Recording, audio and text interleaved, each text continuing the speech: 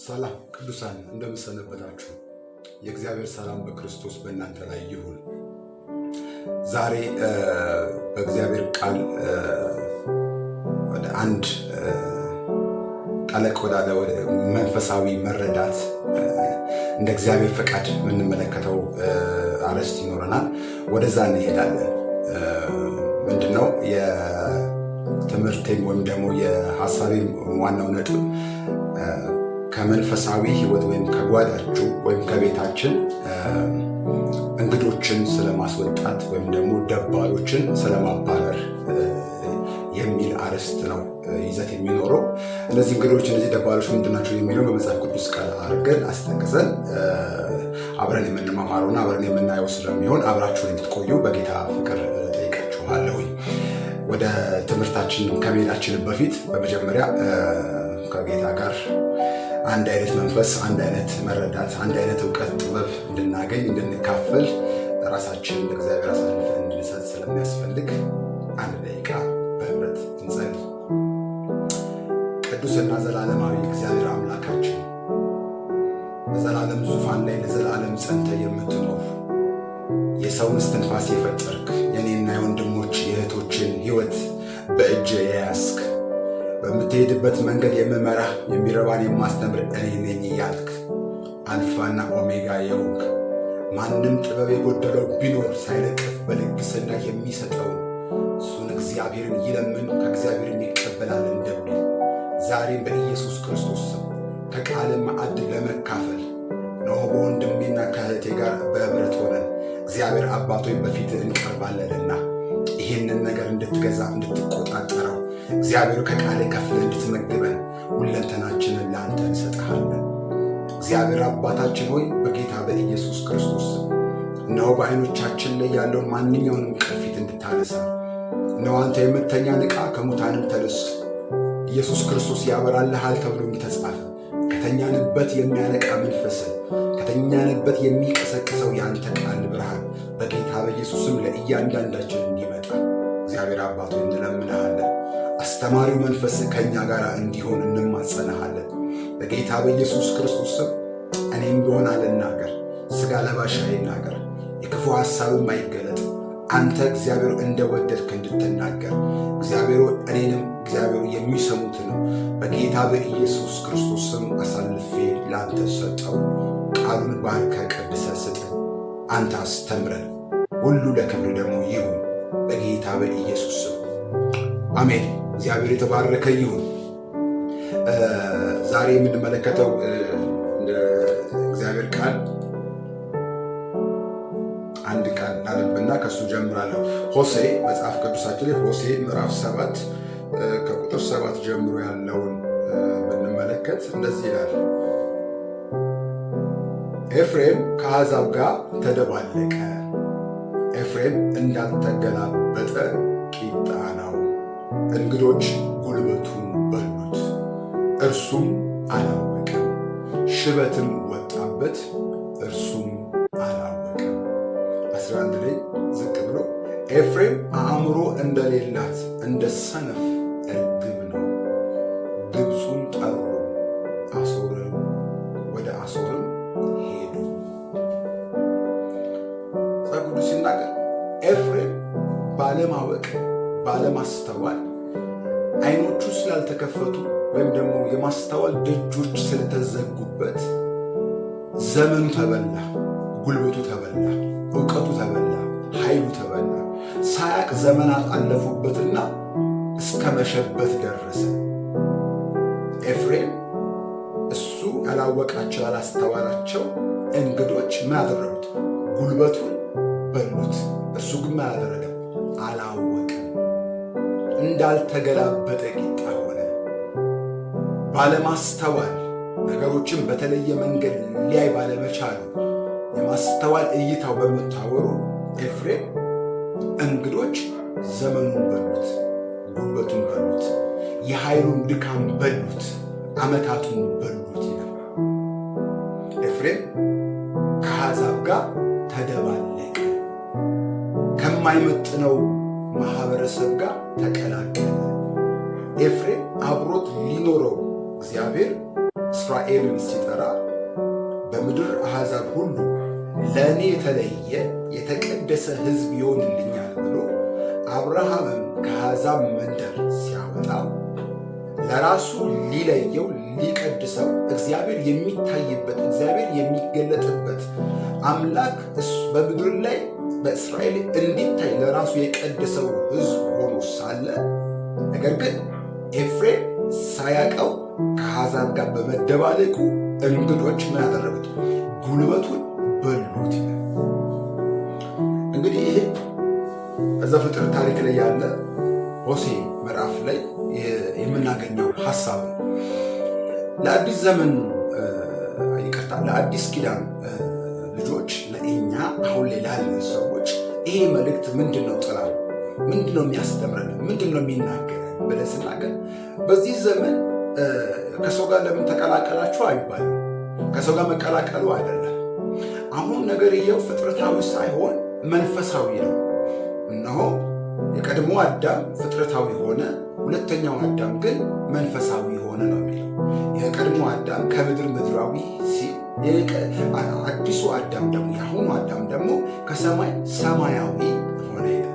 ወይም የቀድሞ አዳም ሕያው ነፍስ ሆነ ሲል ሁለተኛው አዳም ግን ሕይወትን የሚሰጥ መንፈስ ሆነ ይላል።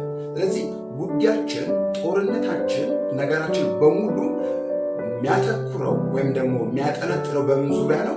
በመንፈስ ዓለም ዙሪያ ነው ማለት ነው። እንግዲህ መጽሐፍ ቅዱስ ሲናገር ብሉይ ኪዳን ለአዲስ ኪዳን ጥላው ነው ይላል። ስፒሪቹዋል ኢምፕሊኬሽን አለው እያለ ነው የሚናገር። ኤፍሬም ባለማወቁ ከአሕዛብ ጋር ተደባልቆ ጉልበቱን እንግዶች በሉት። አንድ ምሳሌ በአንድ ወቅት ምናልባት ከዚህ ፊት ደግሜው ተናግሬው ሊሆን ይችላል። እግዚአብሔር ስለ አንዲት ሴት የሰጠኝን መልእክት ወይም ራእይ እንደ ምሳሌ አድርጌ ልናገርና ልቀጥል። እዚሽ ቤት እዚች ማቃት አንዲት ልጅ ጋር ሁለት ጓደኞቿ አብሯት የሚሰሩ ወይም ደግሞ አብሯት የሚማሩ ጓደኞቿ ወደ ቤቷ ይመጣሉ እና ወደ ቤቷ በሯን ከፍታ ታስገባቸዋለች። አብራቸው ስታስገባ ከሁለቱ ሰዎች ጀርባ ሌላ ሁለት ሰዎች እሷ የማታያቸው ወይም ደግሞ እነሱ ወንዶቹን የማያዩት ሁለት ሰዎች አብረዋት ሲገቡ ያለው። እሷ ፊዚካሊ የምትመለከታቸው ወንዶች ሁለቱን ነው፣ የምታውቃቸው ወንዶች ሁለቱን ነው። ተጫወቱ፣ አብሮ በሉ፣ ጠጡ።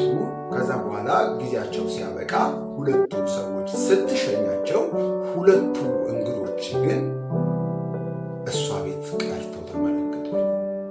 አታያቸውም። ተነስታ ወደ ጓዳ ስትገባ አብረዋት ጓዳ ይገባሉ። ስትወጣ አብሯት ይወጣሉ። ስትሰራ አብሯት ይሰራሉ። ስትደክም አብሯት ከእሷ ጋር ያሉት። ነገሯን ግን ሲያደክሟት ያለው በጉዟ በምትሄድበት ነገር ላይ ግን ሲጫኗት ያለው ተጽዕኖ ሲፈጥሩባት አያለው። ከዛ ወዲያው ደባሉን አስወጣው የሚል ድምፅ እኔን ይቀሰቅሰኛል ወይም ደግሞ ከራዩ ያወጣኛል ማለት ነው። ለካ ሳናቀው በቤታችን ውስጥ አብረውን የሚኖሩ አብረውን የሚወጡና የሚገቡ በእኛ አመለካከት ውስጥ የተሸፈኑ የተደበቁ የተለያዩ የጨለማ ኃይላት አሉ። የጨለማ መልኮች አሉ። ማንን ነው የሚመስሉት ብታይ? እኔን ይመስላሉ፣ አንተን ይመስላሉ፣ አንቺን ይመስላሉ። በቃ ያንቺ አስተሳሰብ ይመስላል፣ ያንተ አመለካከት፣ ያንተ አቋም ይመስላል።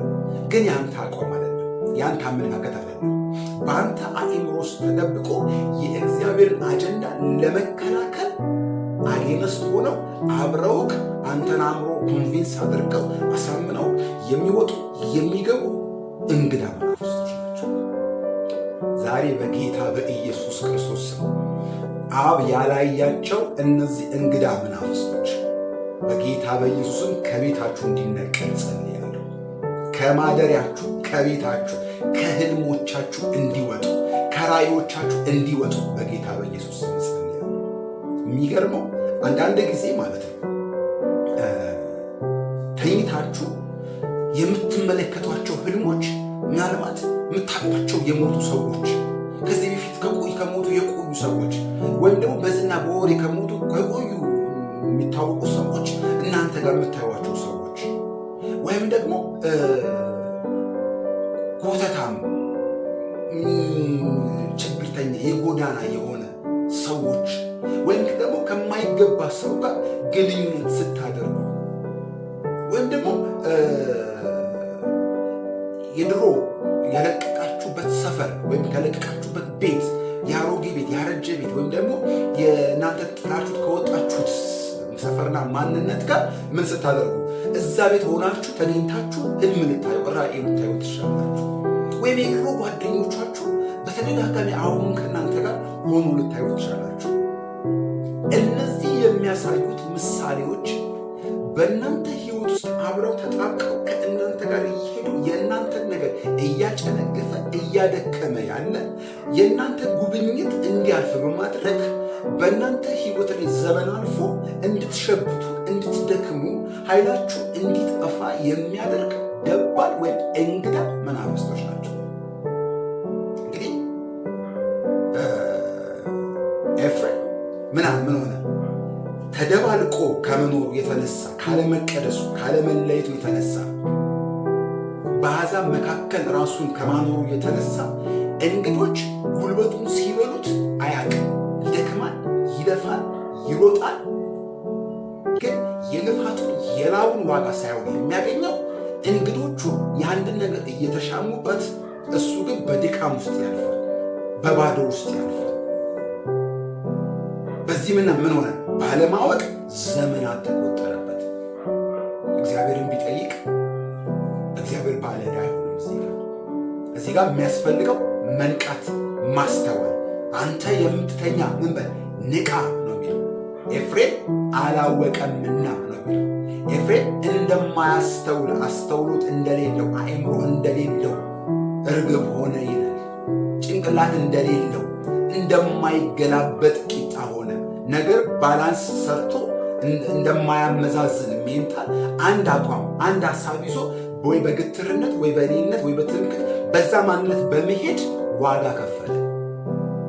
ዛሬ እናንተ አይምሮ ውስጥ ያለ አስተሳሰብ ምንድን ነው? እግዚአብሔር እሱን ይቀይረዋል። እግዚአብሔር ዛሬ እሱን ያናግረዋል። ዛሬ እንደ ኤፍሬም ዋጋ ሳትከፍል ሊያነቃ ያለ የእግዚአብሔር መንፈስ፣ የእግዚአብሔር ድምፅ ለአንተ መጥቷል፣ ለአንቺ መጥቷል፣ ለእኔ መጥቷል። ስለዚህ ደባሉ ማለት ነው? ድህነት ነው፣ ዕዳ ነው፣ ችግር ነው፣ እርኩሰት ነው፣ ዝሙት ነው፣ አመፅ ነው፣ ኃጢአት ነው፣ የሞት መንፈስ ነው። ይከታተላችኋል አለ ማለት ደጋግማችሁ አያችሁት ማለት ያ ስፕሪት አብሯችሁ እየኖረን ያለው መንፈሳዊ አይናችሁ ተከፍቶ አያችሁት እንጂ በፍጥረታዊ ዓለም ላይ አብሯችሁ ስትደክሙ የእናንተን ድካም ከስር እያጠፋ በረከታችሁን እየተቃወመ ለእናንተ መከራና ስቃይ እየሰራ ያለ እንግዳ ስፕሪት ዛሬ በጌታ በኢየሱስ ይሰበር። በጌታ በኢየሱስ ክርስቶስ ስም ዛሬ በተገለጠው በእግዚአብሔር ቃል በተገለጠው በእግዚአብሔር ልጅ እነሆ የዲያብሎስን ሥራ ሊያፈርስ የእግዚአብሔር ልጅ ምን አለ? ተገለጠ ተብሎ እንደተጻፈ በተገለጠው በእግዚአብሔር ልጅ በኢየሱስም ዛሬ ይነቅ። የሚገርመው መጽሐፍ ቅዱስ ዘዳግም 28ን ብናነበው ዘዳግም 28ን እናነበው የበረከት ቃል ነው። እግዚአብሔር ሕጌን ብትሰማ ትእዛዜን ብትፈጽም እንዳልኩ ብታደርግ እነዚህ በረከቶች ይከተሉሃል።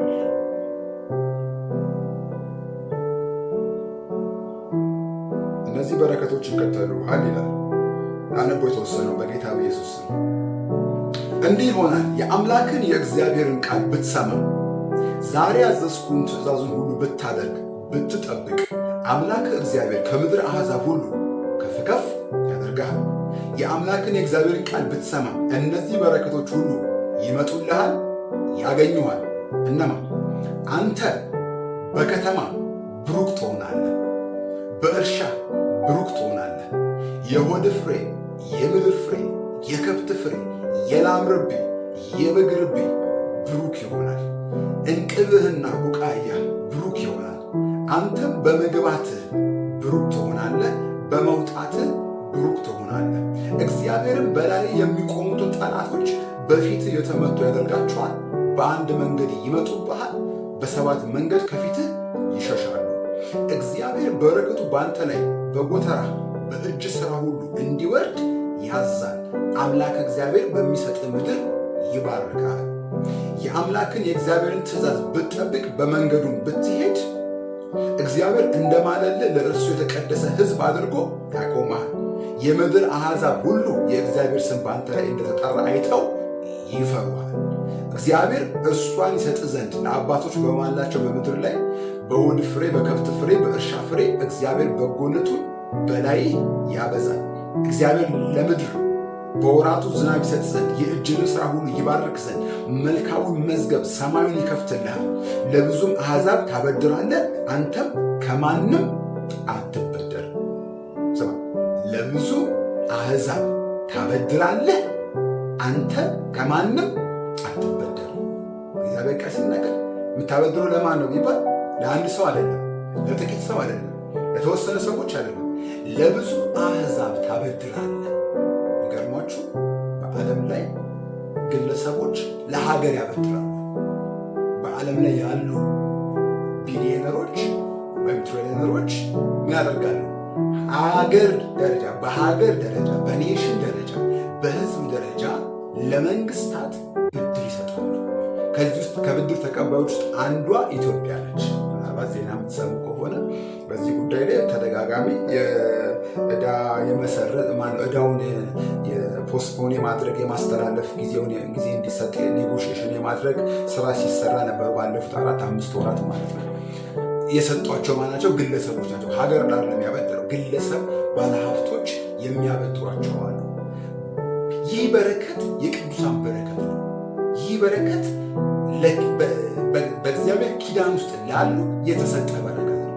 እንግዲህ አሁን ላይ በእግዚአብሔር በአዲስ ኪዳን የምንፈጽመው የምንሰራው የህግ ስርዓት ባይኖር እንኳን ክርስቶስ ስለ እኛ ህግን ሁሉ ፈጽሞ በእምነት ያለውን ውርስ እንድንወርስ አልፎ ሰጥቶናል። እንግዲህ በክርስቶስ ካመንና ከጸደቅን ያ የእግዚአብሔር ህግ የሆነው በረከት የሆነው በእኛ ላይ ካለ አንተ ለትውልድ ልታበድር ተጠርተህ አንተ ግን ከሰው የምትበደር ከሆነ ለትውልድ ልትሰጥ ተጠርተህ አንተ ግን ልትቀበል እጅን ሁሌ የምትዘረጋ ከሆነ አብሮህ የሚዘረጋ ሌላ ደባል እንግዳ ስፕሪት አጠገብ ወይም በህይወት ውስጥ ስላለ እንጂ እግዚአብሔር ሳይባርክ ቀርቶ አይደለም። እግዚአብሔር ነገ ሊባርክ እቅድ አልያዘም። የዛሬ ዓመት ሊባርክም አጀንዳ አይደለም ያለው። እግዚአብሔር ኦልሬዲ ባመንክበት ቅስፈት የእሱ በረከት ለአንተ በክርስቶስ በኩል ሆኖ ሳለ ይህ ግን እንዳይፈጸም አብረው በቤት ያሉት እንግዳ ስፕሪቶች ለማዶች አንተን የሚመስሉ ምን ያደርጋሉ? ላይፍን ያስጨናንቁታል። ወደ አንተ እንዳይመጣ ይገዳደራሉ። ኤፌሶን ላይ ስለ ጦር ውጊያ ሲናገር ምንም እንኳን እንደ ሰው ልማድ ብንመላለስ እንደ ሰው ልማድ አንዋጋም፣ ነገር ግን በእግዚአብሔር ፊት የጠላትን ምሽግ ለማፍረስ የጦር ዕቃችን ብርቱ ነው ካለ በኋላ በእግዚአብሔር ዕውቀት ላይ የሚነሳውን የሰውን ሐሳብ እናፈርሰዋለን ነው የሚለው። የሚነሳው የሰው ሐሳብ በእግዚአብሔር የበረከት ኪዳን ላይ ነው። በእግዚአብሔር ለአንተ ያለው ለአንቺ ያለው አጀንዳ ላይ የሰው ሐሳብ ይነሳል። የኔ ሐሳብ የመሰለኝ ግን የኔ ሐሳብ ያልሆነ በእግዚአብሔር እውነት ላይ በመቆም የእግዚአብሔርን ፈቃድ ጋሬጣ ያደረገ መንፈስ ዛሬ በኢየሱስም ይሰበር፣ በጌታ በኢየሱስም ይሰበር። ከአንተ ውስጥ አንተን የመሰለ ማንነት ሊወድቅ ይገባል። ከአንቺ ውስጥ አንቺን የመሰለ ግን አንቺ ያልሆንሽ አንቺ አይደለሽ። በጌታ በኢየሱስ ክርስቶስ ይህ መንፈስ ዛሬ አይኖቻችሁ ተከፍቶ ማየትና ማወቅ እንድትችሉ የጠላት በጣም ትልቁ ሚስጥርና ጉልበቱ መደበቁ ብቻ ነው እንጂ የወደቀ ሴጣን የተመታ የተዋረደ ሴጣን ነው የምንገጥመው ጦርነት ማለት ነው። ነገር ግን አለመታወቁ ኖርማል መምሰሉ እውነት ትክክለኛ መምሰሉ ግን ምን ያደርገዋል? የእሱ የፓወር ሴክሬቱ ነው። እናንተን የመያዝ እኔን የማሰር አቅም ያገኘው መቼ ነው? እስከተደበቀ ድረስ ብቻ ነው።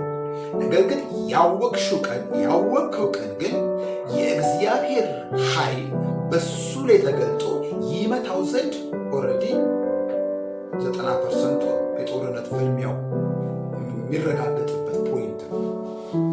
ጌታ ይባረክ። ስለዚህ ኤፍሬም ባለማወቅ እግዚአብሔር አይደለም ያደረገበት፣ ባለማወቅ በመደባለቁ በመቀላቀሉ በመመሳሰሉ እነሱን መምሰሉ ከነሱ ጋር አንድ አይነት ላይፍ ስታይል ከነሱ ጋር አንድ አይነት የሆነ እሳቤ አቆጣጠርን በሱ ዘንድ በመሸሸጉ እንግዶች የሱን በረከት እንዲበሉት በእስራኤል ላይ የተጣለውን የተለቀቀውን የተከፈተውን የሰማይን ደጅ ምን እንዲያደርጉት እንዲያጠፉት እንዳያገኘው እንዲያበላሹበት ምክንያት ሆነ። አረጀ፣ ደከመ፣ ሸበተ። የኤፍሬም ፍለጋ ግብፅ ሆነ። የኤፍሬም ፍለጋ ወደ አሶር ሆነ፣ ወደ ጣዖቶች ሆነ፣ ወደ ሙታን መናፍስት ሆነ። ዛሬም እነዚህ መናፍስቶች አሉ። ዛሬም እነዚህ ስፒሪቶች አሉ። በምን መንገድ ይሰራሉ ግን ብትለኝ፣ ፊዚካሊ በሆነ ነገር ቤት ጣዖት ላታስቀምጥ ትችላለህ። ቤት የሆነ የምታመልከው ሌላ አምላክ ላይኖር ይችላል።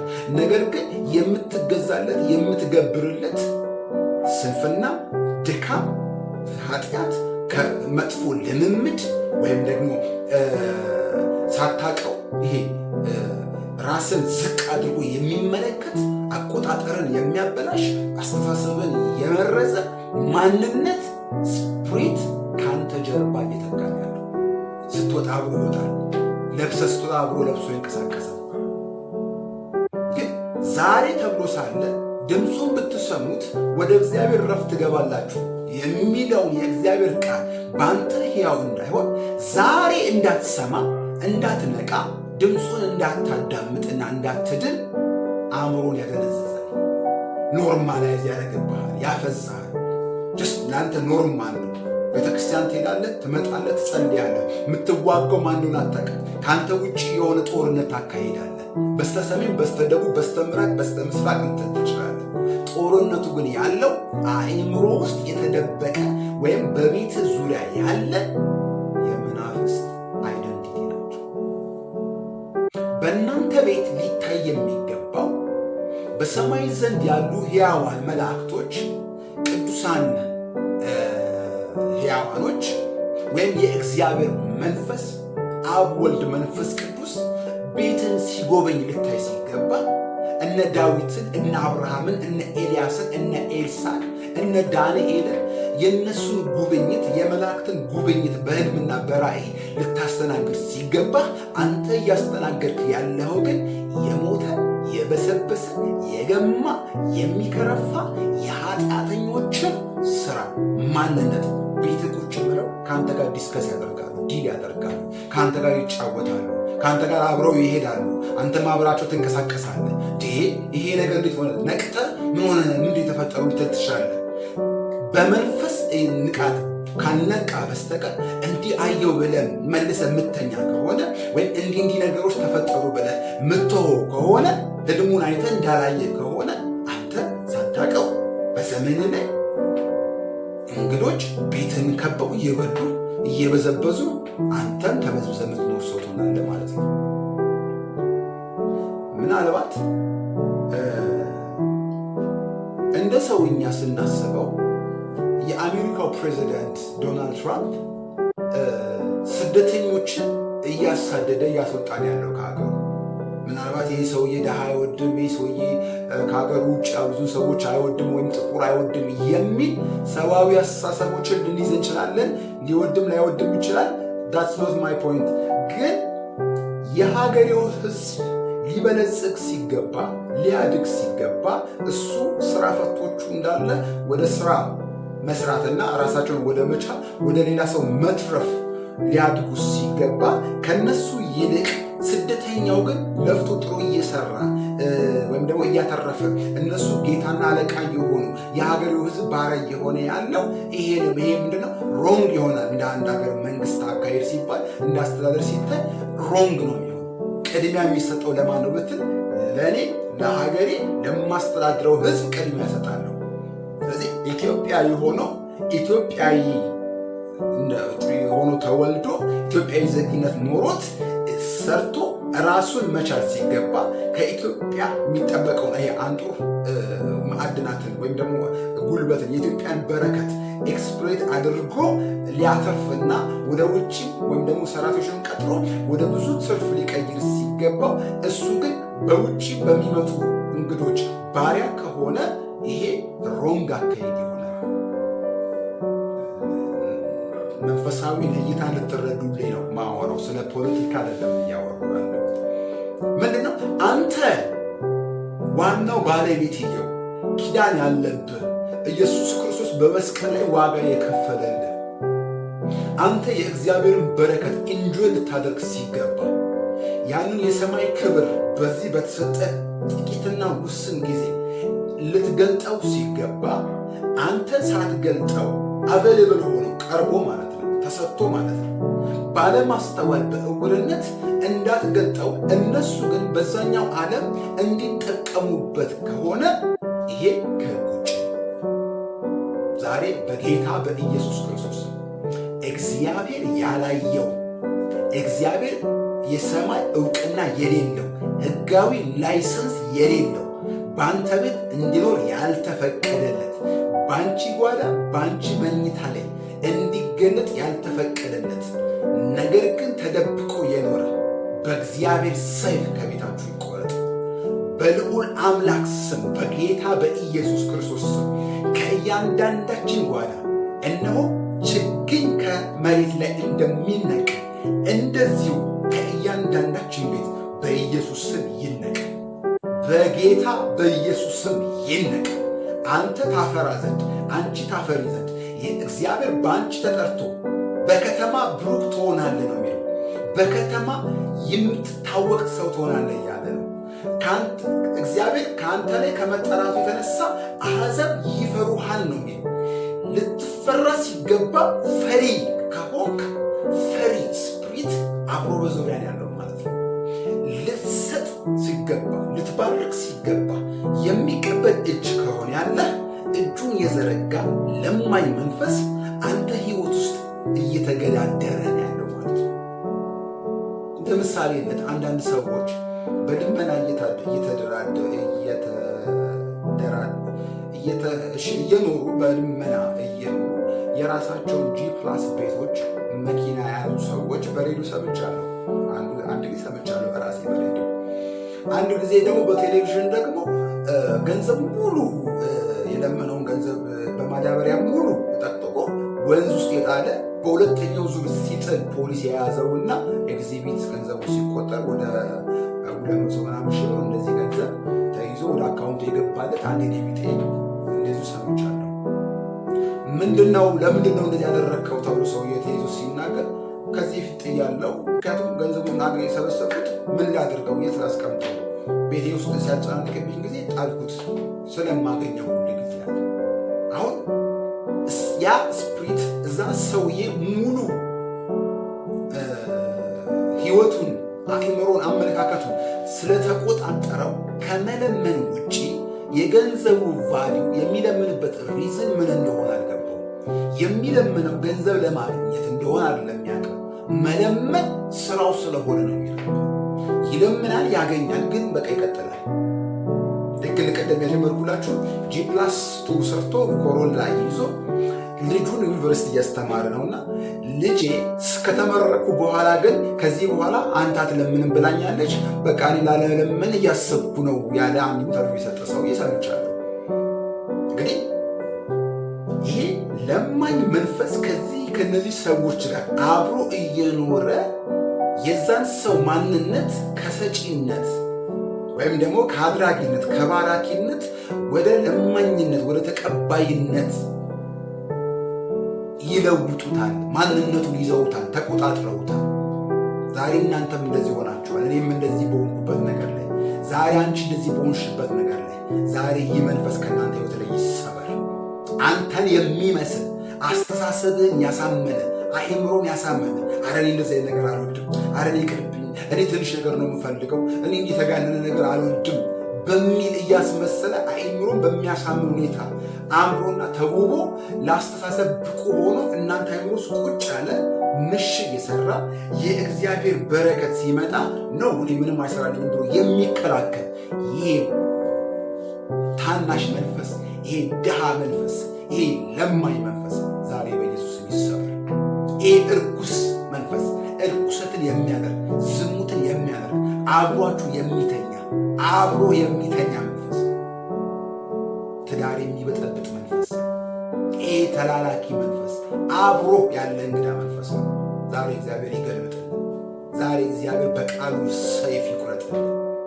ዛሬ በጌታ በኢየሱስ ክርስቶስ አዲስ ክብር እንዳናይ የሚገዳደር አዲስ መረዳት እንዳይኖረን የሚገዳደር ትላንትናን እያሳሰበ አንተ እኮ በቃ ይሄኛውም እንደ ትላንትናው ነው የሚሆነው እያለ የኋላን እያሳየ የፊትን እንዳትዘረጋ የሚያደርግ ዛሬ በጌታ በኢየሱስ ስም ይቆረጥ፣ በኢየሱስ ስም ይቆረጥ።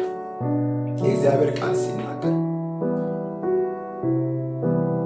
የኋላዬን ትቼ በክርስቶስ ኢየሱስ ከፍ ያለውን መጥራት የተያዝኩበትን በረከት ለመያዝ ወደፊት እዘረጋለሁ። የኋላዬን ብቃቴን፣ የትናንትና ላይፍ ኤክስፒሪየንሴን፣ ውድቀቴን ሆነ ስኬቴን የትኛውም ነገር ቢሆን ምንድነው ለዛሬና ወደፊት ላለልኝ ወይም በክርስቶስ ለተያዝኩበት ከፍታ ቦታ አይኖረው፣ ስፍራ ሊኖረው አይገባም። የኋላውን ዘጋለሁ፣ የፊቱን ለመያዝ ዘረጋል ተብሎ እንደተጻፈ ዛሬ በጌታ በኢየሱስ የኋላ ታሪክ ከእናንተ ላይ ይቆረጥ። የትናንትና ማንነት፣ የወደቀ ማንነት እናንተን አይመስልም። የተሸናፊ ማንነት እናንተን አይመስልም። ኢቭን አሸናፊው ማንነታችሁ እንኳን ሪል ዩ እናንተ ሪል አንተን ሪል አንቺ አይመስልም። የተጠራንበት ያ ከፍ ያለው ማንነትና ልኬት በክርስቶስ የተያዝንበት ስብዕና አሁን የሆንከውን አይደለም። ገና ያልተገለጠ ክብር ከፊት አለ። እንዳትሄድ በትላንትና የሚያስር ልማድ ለማዳ የሆነ መንፈስ፣ የሚላመድ መንፈስ፣ ጸሎት የሚላመድ ቃል የሚላመድ መንፈሳዊን ትሬኒንግ የሚላመድ መንፈስ፣ ስራን ሲስተሙን የሚላመድ ይሄ እኮ ነው አውቀዋለሁ እኮ እንዲህ ነው ብሎ ትናንትናም ዛሬ ተመሳሳይ ህይወት ስታንዳርድ ላይፍን እንድንቀጥል የሚያደርግ ይሄ ደባል እንግዳ መንፈስ፣ ቤትሽ ሊኖር የማይገባው መንፈስ በጌታ በኢየሱስ ክርስቶስም ይነቅ፣ በኢየሱስ ክርስቶስም ይነቅ፣ በኢየሱስ ክርስቶስም ይነቅ። ዛሬ ተነቅ፣ ፈጽሞ ከእናንተ ቤት እስኪወጣ፣ ፈጽሞ ከአንተ አእምሮና አስተሳሰብ ውስጥ እስኪነቀል ድረስ፣ ይሄ መሠዊያ ከቤት እስኪፈርስ ድረስ የእግዚአብሔርን የመላእክቶች ጉብኝት፣ የእግዚአብሔርን ሕያዋን ሰራዊቶችን ኢንቪቴሽን ቪዚቴሽን፣ ያንድ የመንፈስ ቅዱስን ህልውና ካቦድ የሆኑ የእግዚአብሔር መገኘትን በቀንና በሌሊት ኤክስፒሪየንስ እስክታደርጉት ድረስ፣ ምክንያቱም ሁለት መንግስት በአንድ ቦታ ስለማይኖር እስክታደርጉት ድረስ ይህ መሠዊያ ፈጽማችሁ ከቤታችሁ አጥፉት። ይሄ መሠዊያ ፈጽሞ ከእናንተ ቤት የተሰበረ ይሁን። አንተ ሰጪ ነህ። እውቀትህ ለእግዚአብሔር አይጠቅመውም። ልምድህ ለእግዚአብሔር አይጠቅመውም። በእግዚአብሔር የሚጠቅመው አንተን ለመባረክ የሚጠቅመው በልጁ በክርስቶስ ኢየሱስ ማመን ብቻ ነው። አንተን ከአፈር አንስቶ ንጉሥ የማድረግ እግዚአብሔር ኃይል አለው። እግዚአብሔር ስልጣን አለው። አንተ ብቻ ለእሱ ተቀደስለት። አንተ ብቻ ተለይለት። አንተ ብቻ ከተኛህበት ካንቀላፋበት ማንነት ንቃ። እገሌ ነው አትበል፣ እገሊት ናት አትበል። እገሌ አይደለም ጠላትህ፣ ሰንበዴ አይደለም ጠላትሽ። ጠላትሽ በመንፈስ ዓለም ላይ ያለ መንፈሳዊውን በረከት እንዳትገናኝ ያደረገ በአየር ላይ የሚሰለጥን ከሰዎች ስጋ ጀርባ የሚገለጥ ጨለማ ኃይል ነው።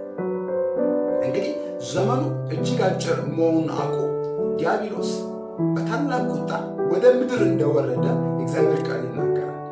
እንግዲህ ከዚህ በፊትም ደግሜ ብየዋለሁ። ያ ታላቅ ቁጣ የት አለ? ይሄ መሬት የሚንቀጠቀጠውን መንግስት በመንግስት ላይ እሱ የፍጻሜ ምልክት ነው። ነገር ግን ያ ታላቅ ቁጣ በነፍስ ወከፍ እያንዳንዱ የእግዚአብሔርን ስራ የእግዚአብሔርን ክብር እንዳይገልጥ፣ ወንጌል እንዳይሰበክ፣ ትውልድ እንዳይድን፣ እንዳይንፈወስ፣ እንዳንባረክ ተግቶ ተቆጥቶ የሚሰራው መንገድ በረቀቀ እናንተ በማታስተውሉት መንገድ ነው። እናንተ በማትጠብቁት ኤክስፔክት በማታደርጉት መንገድ ነው የሚሰራው። አንደኛው መንገድ የትኛው ነው? በአንተ አይምሮ ውስጥ አንተን መስሎ በአስተሳሰብ ልክ በአስተሳሰብ ስታንዳርድ መጥቶ ይገለጣል። ዛሬ ግትር የሆኑ አስተሳሰብሽን ቀይር። ዛሬ ግትር የሆኑን አቋምህን ቀይር። እንዳልተገላበጠ ቂጣ እንደ ኤፍሬም እንዳትሆን ዛሬ እስቲ ገልበጥ ማለት ነው። እስቲ ይሄኛው ነገር የሚባለው ነገር ምንድን ነው? እስቲ ይሄኛውን ነገር እስቲ ሌላኛውን እይታ ለማየት ሞክሩ። ሌላኛውን ሳይድ ለመመልከት ሞክሩ፣ ለማጤን ሞክሩ። ተሳስታችሁ ይሆን? እስቲ ቼክ አድርጉት።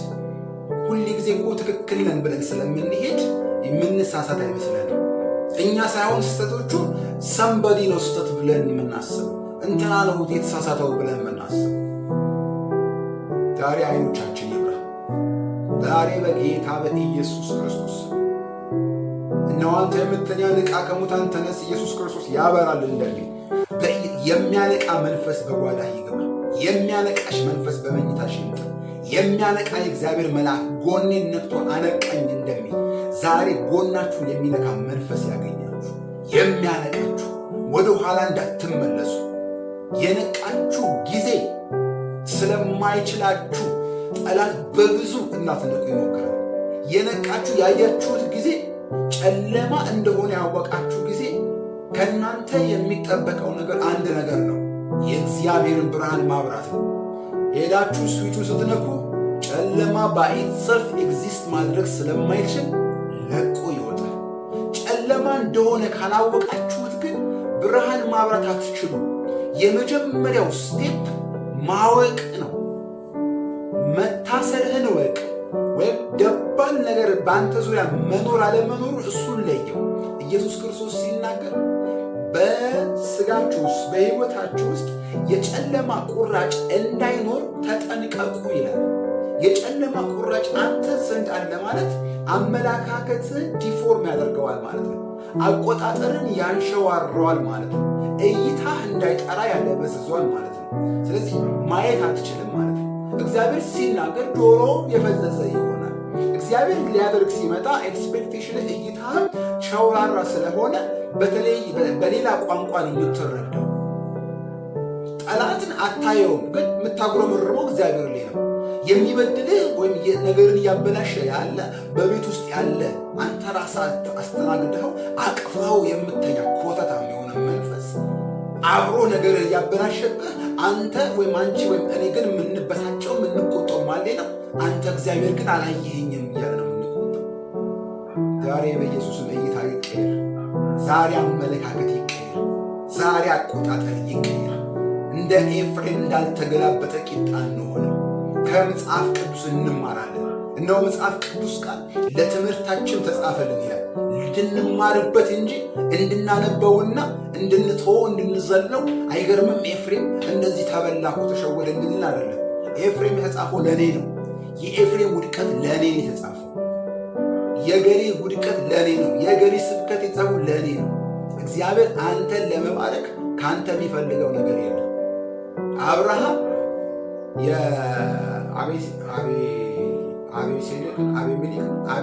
የአቤሜሌክ ምርኮ በተማረከ ጊዜ ካልተሳሳትኩ ከይቅርታ ጋር ሄዶ የራሱን ቤተሰብ ዘር ትውልዱን ቤተሰቦቹን ሄዶ አስከትሎ ጠላቶቹ ወቅቶ ምርኳቸው ማርኮ በመጣ ጊዜ ከማረከው ሊሰጠው ባሰበ ጊዜ አብርሃም እጁን አነሳ። ኖ ምንም አልፈልግም ማለት አብርሃምን ባለጠጋ አደረኩት እንዳትል፣ ይኸው በእግዚአብሔርም በምድርም በሰማይም ፊት ከአንተ አንዳች ነገር አልቀበልም ማለት። ለምን ቢባል እግዚአብሔር አብርሃምን ሊባርክ የሚችል አንድና አንድ ሰው አይደለም። የሚባርክ ሰው አይደለም፣ የሚሰጠው ሰው አይደለም፣ የሚያደርገው እግዚአብሔር ብቻ ነው የሚያደርገው። እግዚአብሔርም አብርሃምን ባረከው። እንግዲህ ያዕቆብ ጉድጓድ ቆፈረ። ተከራካሪዎች መጡና ተሟገቱት፣ ሊደፍኑበት ሞከሩ። አልተከራከረም። እሱ እልፍ ብሎ ቆፈረ። አሁንም ምንጭ ወጣ። አሁንም ተከራካሪ መጣ። አሁንም አልተከራከራቸው። በዛ ጉዳይ ላይ ለምን ብሎ አልተሟገተም። እልፍ ብሎ ቆፈረ። ለምን? ከእውነተኛ የሆነው የያዕቆብ በረከት እግዚአብሔር እንጂ መሬቱ አይደለም። እግዚአብሔር ምድረ በዳውን ወንዝ ያፈልቅበታል፣ መንገድ በሌለበት መንገድን ይዘረጋል። ኢሳይያስ ላይ እንደሚናገር እነሆ አዲስ ነገርም አደርጋለሁ የሚልበት ቦታ ማለት ነው። እነሆ አዲስ ነገር አደርጋለሁ፣ እርሱም ምን ይሆናል? እርሱም አሁን ይበቅላል። ወይም ዓይን ያላየው ጆሮ ያልሰማው በሰው ልብ ያልታሰበው ነገር ግን እግዚአብሔር ለሚወዱት ለነሱ ምን ይላል? እንግዳ የሆነ ታላቅ የሆነ ማንም ጋር ያልተሰማ ያልታየ በረከት እግዚአብሔር በአንተ ላይ ያደርጋል፣ በአንቺ ላይ ያደርጋል። መቼ? እግዚአብሔር ከአንተ ጋር ከሆነ፣ ለእግዚአብሔር ከተቀደስክነት፣ ለእግዚአብሔር ከተለየህነት። እግዚአብሔር ቃል እዛው ኢዩኤል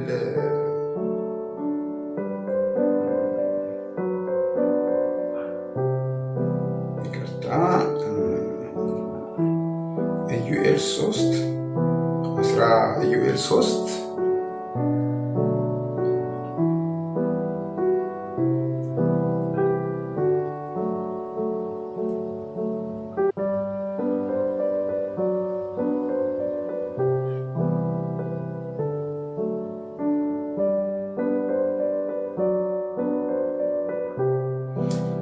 3:17 እንደዚህ ይላል፣ እኔም በተቀደሰው ተራራዬ በጽዮን የምቀመጥ አምላካችሁ እግዚአብሔር እንደሆንኩ ታውቃላችሁ። የዚያን ጊዜም ኢየሩሳሌም የተቀደሰች ትሆናለች፣ እንግዶችም ከእንግዲህ ወዲህ አያልፉባትም።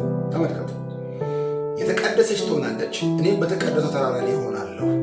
ከእንግዲህ ወዲህ ምን አይሆን? እንግዶች በእሷ አያልፉባትም። አሁን መንፈሳዊ ሁኔታ የምትረዱልኝ ነው። 18 በዚያም ቀን እንደዚህ ይሆናል፣ ተራሮች በተሃ ጠጅ ያንጠባጠባሉ፣ ኮረብቶችም ወተትን ያፈሳሉ። በይሁዳም ያሉት ፈፋዎች ሁሉ ውሃን ያጎርፋሉ። ከእግዚአብሔርም ቤት ምንጭ ትፈልቃለች፣ የጢስም ሸለቆ ታጠጣለች ይላል። መቼ? እንግዶች ለእግዚአብሔር ስንቀደስ፣ እንግዶች ከቤታችን ሲወገዱ፣ ተራራው፣ ሸለቆ፣ ምድረ በዳው፣ ኮረብታው ወተትን ውሃን ያፈልቅላችኋል። እግዚአብሔር በእናንተ ላይ ስለሚታይ ማለት ነው። ግን እነዚህ ስፒሪቶች ወይም እነዚህ አይደንቲቲዎች ከእናንተ ጋር እስካሉ ድረስ ግን የእግዚአብሔር የመለኮት ጉልበት መገለጥ ቻሌንጅ ይሆናል። ስለዚህ ዛሬ አንተ ንቃ፣ ከቤት ያለውን አስወጣ፣ ቤትን አጽዳ፣ ጓዳህን ተመልከት፣ ኑሮውን ተመልከት፣ ራእይን ተመልከት፣ ህልሞችን ተመልከት። እግዚአብሔር በተደጋጋሚ ጊዜ ተናግሯል። እግዚአብሔር ሳይናገር የቀረበት ቀን የለም። በአንድም በሌላም መንገድ እግዚአብሔር ይናገራል። ሰው ግን ነው ማያስተውል። እኔ ነኝ ማላስተውል። ዛሬ የማስተዋል ደጆች ይከፈቱ። ማንም ጥበብ የጎደለው ቢኖር ሳይነቅፍ በልግስና የሚሰጠውን እግዚአብሔርን ይለምን እንደሚል ዛሬ በኢየሱስ ማስተዋል ለጎደለው ለእኔ፣ ለወንድሜ፣ ለእህቴ በጌታ በኢየሱስ ክርስቶስ የማስተዋል ደጆች እንዲከፈቱልን በጥበብ አይኖቻችንን እንድታኩላቸው እንድታሳምራቸው እግዚአብሔር በኢየሱስም እለምንሃለሁ። የሚሰሙ ሁሉ እግዚአብሔር አባት ሆይ ዛሬ መንቃት እንዲሆንላቸው፣ ለእኔም መንቃት እንዲሆንልን እግዚአብሔር በጌታ በኢየሱስ ጓዳችንን በመንፈስ እሳት በደምህ ኃይል ማጽዳት እንድንችል ደጆቻችንን የሚረግጡት እንግዶች ሳይሆኑ ሕጋዊ ፈቃድ ያላቸው የሰማይ ጉልበትን የያዙ የሰማይ በረከትን የያዙ ከአንተ ዘንድ የተላኩት ብቻ እንዲሆኑ ዛሬ በኢየሱስም ቤታችን ይጽዳ። ዛሬ ጓዳችን ይጽዳ። ዛሬ ሕይወታችን ይጽዳ። ተቀደሱ ተብሏልና የጠራችሁ ቅዱስ ነው፣ በኑሯችሁ ቅዱሳን ሁኑ እንደሚል እኔ ቅዱስ ነኝና በኑሯችሁ ቅዱሳን ሁኑ ደግሞ ተብሎ እንደተጻፈ ዛሬ ቅድስና፣ እኛ ቅድስናን ኤክስፔክት የምናደርገው አለመስረቅን ወይ አለመዋሸትን ወይ አለመግደልን ወይም አለመዘሞትን ነው። ቅድስና ለእግዚአብሔር የተለየ ስብዕናና ማንነት ነው። አስተሳሰብን ቅድስና ይፈልጋል። አመለካከትን መፈወስ አለበት። እንደ እግዚአብሔር ቃል ነው ማሰብ ያለበት እንጂ እንደ ሰው እይታ ኤክስፒሪየንስ ቢያንስ እንደ ሰው ዕውቀት እንደ ሰው አቅም ካሰብክ ያ ለእግዚአብሔር ያልተቀደሰ የረከሰ ማንነት የረከሰ እንግዳ ስፒሪት በአንተ ህይወት ውስጥ እየኖረ ነው ማለት ነው። ዛሬ መቀደስ ይሁን፣ ዛሬ መለየት ይሁን፣ ዛሬ በኢየሱስ ነጥሮ መውጣት ይሁን። ዛሬ በኢየሱስ ክርስቶስ እሳቱን መቋቋም የማይችል የትኛውም እንግዳ መንፈስ የእግዚአብሔር የእሳት ቁጣ በላዩ ላይ ይውደቅ። የትኛውም ገለባ የሆነ መንፈስ፣ የትኛውም ጭራሮ የሆነ መንፈስ፣ እነሆ ጭራሮ እሳት ጭራሮን እንደሚበላ እሳት ውሃውን እንደሚያፈላ የእግዚአብሔር ስም በጠላቶች ላይ ይገለጥ ተብሎ እንደተጻፈ በጌታ በኢየሱስ ስም እነዚህ ክፉ መናፍስቶች እንደ ጭራሮ እንደ ገለባ በእግዚአብሔር ስም በእሳት የተበሉ ይሁኑ። በኢየሱስ ስም ይበሉ፣ ነፃ ሁኑ። ሰላም ለእናንተ ይሁን በጌታ በኢየሱስ ስም አሜን።